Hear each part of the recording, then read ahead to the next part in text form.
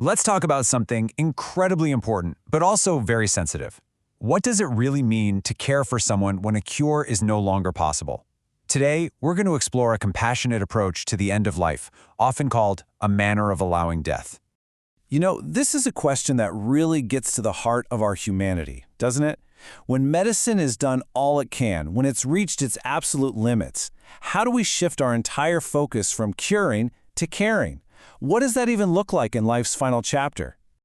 All right, to really wrap our heads around this, let's walk through a hypothetical situation. This isn't a real case, but it'll help us understand the challenges and the compassionate solutions we're talking about.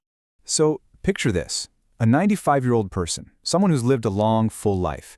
They're now facing end-stage organ failure. And on top of that, a really severe infection. The doctors are clear. There's no cure. The technology, the machines that were supposed to help, well, now they're just causing more suffering than comfort.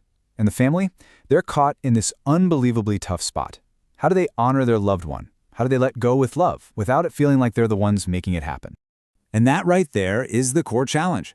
How does everyone, the family, the medical team, navigate this? How do you find a path that honors the person's dignity, while also just accepting the natural limits that medicine has reached? The answer, it turns out, isn't some new medical procedure. It's a profound shift in perspective. It's about changing the goal entirely.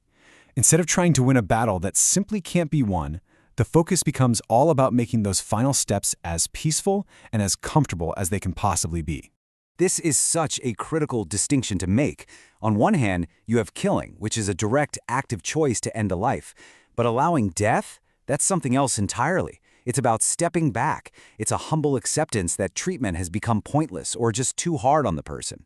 It's recognizing that the most compassionate thing to do is to provide comfort, not fight a losing battle. Okay, so how do we actually do this? How do we make that leap from curing to caring a reality? Well, it all comes down to a framework built on 4 essential pillars. Each one is designed to ensure this transition is filled with dignity and compassion. Think of these as our guideposts through this difficult time. First, accepting the limits of what medicine can do. Second, continuing to provide essential basic care. Third, surrounding the person with love. And fourth, honoring their spiritual beliefs. Let's break each of these down. So that first pillar, accepting limits, speaks directly to the fear that family in our story was feeling. It's the understanding that deciding to stop aggressive treatments is not an act of harm. It's actually an act of love. It's about honoring the body's natural course, not fighting it tooth and nail. Now, it's so important to get this straight.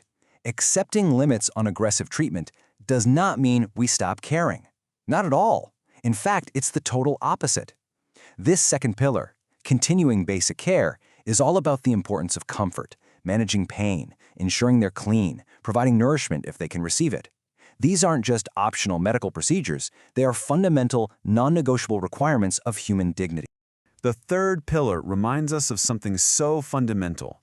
As this quote says, death is a human and communal event rather than a merely biological one.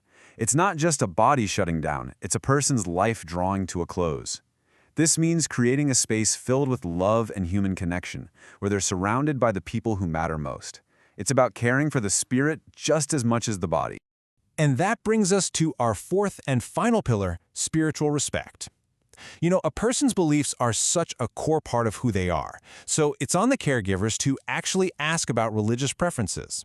The whole point is to make sure their spiritual needs are met and that any sacred rites that are important to them and their family can be offered.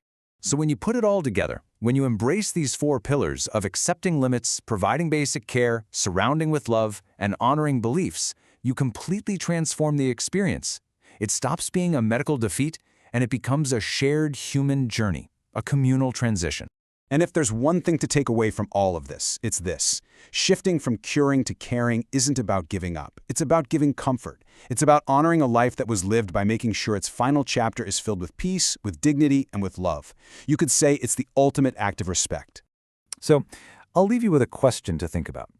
How can we, in our own lives, in our own communities, start to champion a culture of care that ensures life's final journey is one defined by comfort, not by conflict?